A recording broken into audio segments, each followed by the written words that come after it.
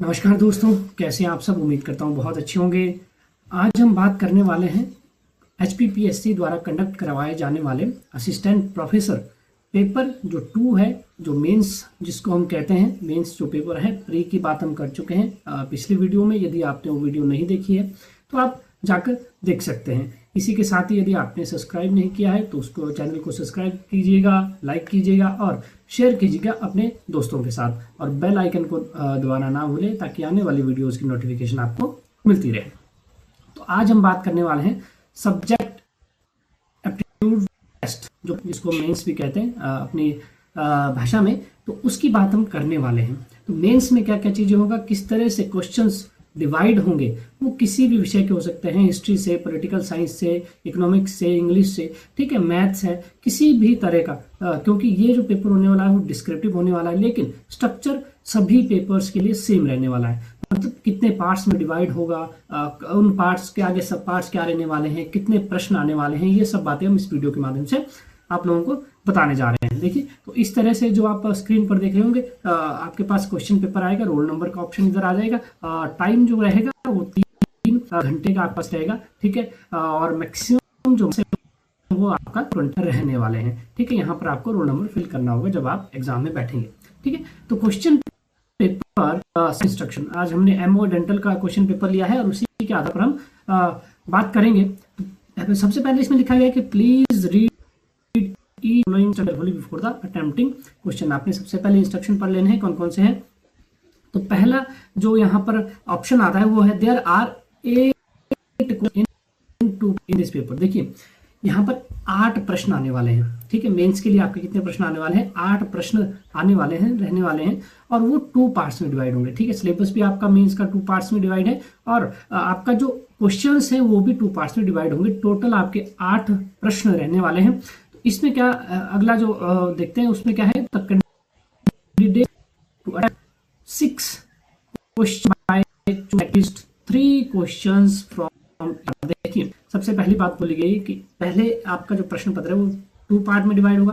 2 part में आपके पास 8 प्रश्न आने वाले हैं, 8 क्वेश्चंस रहने वाले हैं, ठीक। 8 में से आपको 6 क्वेश्चन करने हैं, और आपको हर 2 पार्ट, जो आपके पास 2 पार्ट दिए गए हैं प्रश्न पत्र के, उन 2 पार्ट्स में से 3-3 क्वेश्चन आपने ईच पार्ट से करने हैं, ठीक है। यानी कि एक पार्ट में 4 क्वेश्चन, दूसरे पार्ट में फिर से 4 क्वेश्चन, उसमें से आपने 3 करने हैं, फर्स्ट पार्ट से भी और सेकंड पार्ट से भी, ठीक।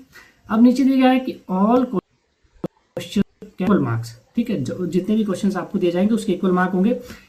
ईच विल कंसिस्ट ऑफ 4 सब पार्ट्स। अब यहाँ पर एक और बात आप जान लीजिए, each question will consist of 4 सब पार्ट। मतलब पहला पार्ट अगर देखेंगे आप, तो पहले पार्ट में क्या है, 4 क्वेश्चन है, उसमें से आपने 3 करने हैं। तो अब जो वो 3 करने हैं उसके भी आगे 4 सब पार्ट्स होंगे, ठीक है। उसके भी आगे क्या सब पार्ट्स होंगे, और वह हैविंग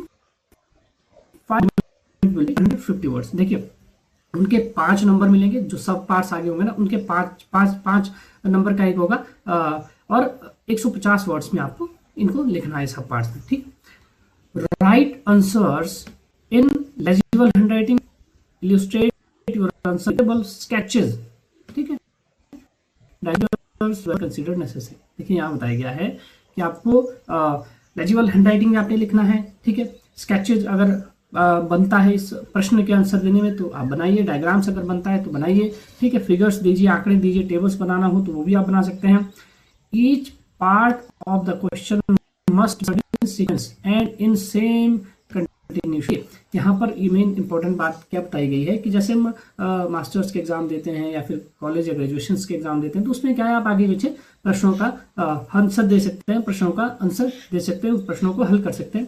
लेकिन यहाँ पर क्या है कि each part of the question must be answered in sequence. देखिए, यदि आप पार्ट 1 कर रहे हैं तो पहला प्रश्न पहले करना पड़ेगा, दूसरा उसके बाद करना पड़ेगा। ये नहीं कर सकते आपकी तीसरा क्वेश्चन पहला कर दिया पहले नंबर पर, मतलब जो आंसर शीट आपको दी जाएगी उससे पहले नंबर पर तीसरा कर लिया, फिर चौथा कर लिया, फिर दूसरा कर लिया, फिर पहला कर लिया। इस तरह से आप उसको जिगजैग वे में नहीं कर सकते, आपको सीक्वेंसली प्रॉपर करना पड़ेगा, ठीक है। Attempt of questions shall be counted in sequence, ठीक है। सीक्वेंशियल ऑर्डर में ही काउंट किए जाएंगे, ठीक है।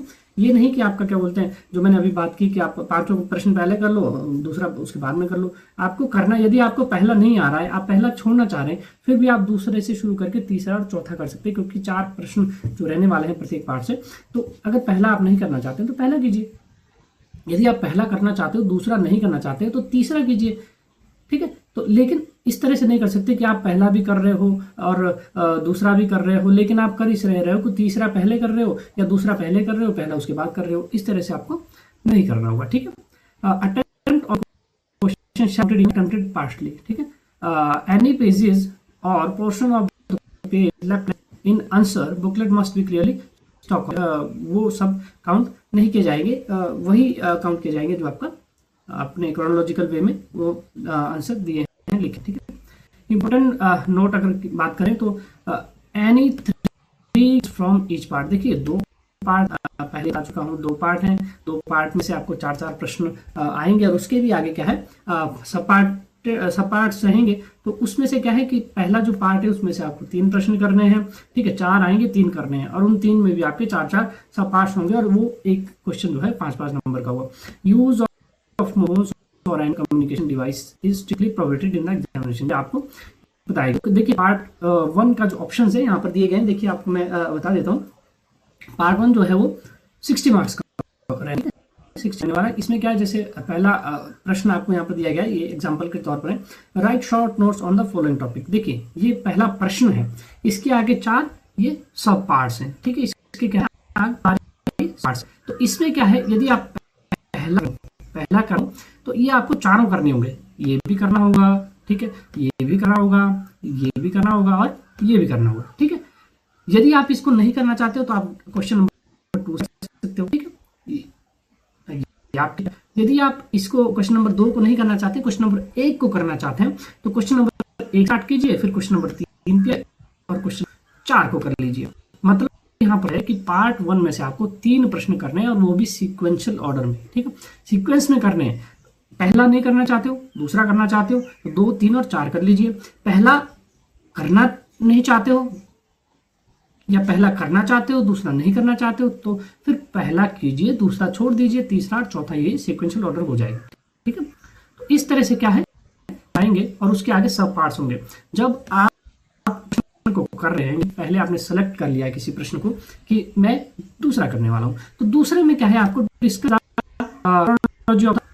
इरप्शन ऑफ टीथ, ये जो है 5 मार्क्स, 5-5 नंबर देने वाले, यानी टोटल ये कितना 3 करने हैं आपने। तो ये टोटल जो है मतलब क्वेश्चन नंबर जो, अगर बात मान लो मैं आप लोगों के सामने एग्जांपल रखता हूँ, मैं पहला नहीं करने वाला हूँ, मैं दूसरा करूंगा, तीसरा करूंगा, चौथा करूंगा, तो टोटल जो है 20 मार्क्स का रहने वाला है।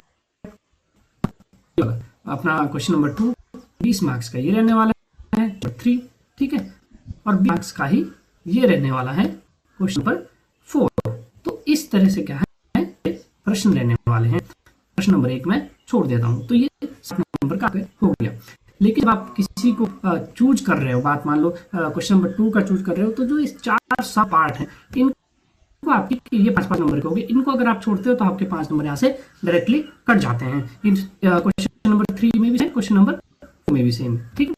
तो ये आपको याद रखने वाली बातें, ध्यान रखने वाली बातें हैं, ठीक है। तो अब आप यदि क्वेश्चन नंबर 3 कर रहे हो, तो क्वेश्चन नंबर 3 के जो अगर यदि आपने चारों सब पार्ट्स किए हैं, तो देखेंगे कि कौन कौन से किस तरह से आपने प्रश्नों का जवाब दिया है। जब आपकी शीट चेक होगी, एग्जाम का जो एग्जामिनर होगा वो देखेगा कि आपने 20 में से कितने मार्क्स यहाँ पर सिक्योर किए हैं, कितना अच्छा आपने लिखा है, कितने मार्क्स आपको दिए जाएंगे। तो वो इन चारों प्रश्न जो यहाँ पर दिख रहा है, discuss the process of inflammation with its cardinal signs, मतलब फिर differences between sinus and fistula, ये इस जो आपका मेडिकल की टर्मिनोलॉजी है, इसमें से चारों में से आपने कितना किया है, तो वो आपको 20 में से मार्क्स देगा। पार्ट सेकंड की बात करें तो वो जिसमें आपका 5, 6 और 8 क्वेश्चन नंबर रहने वाला है। यदि आप 8वां नहीं करना चाहते हैं तो आप 5वां, 6वां और 7वां कर लीजिए। इसमें भी आपको 3 प्रश्न उठाने हैं, और 3 प्रश्नों में से जो आगे 4 सब पार्टेड हैं उनको हमें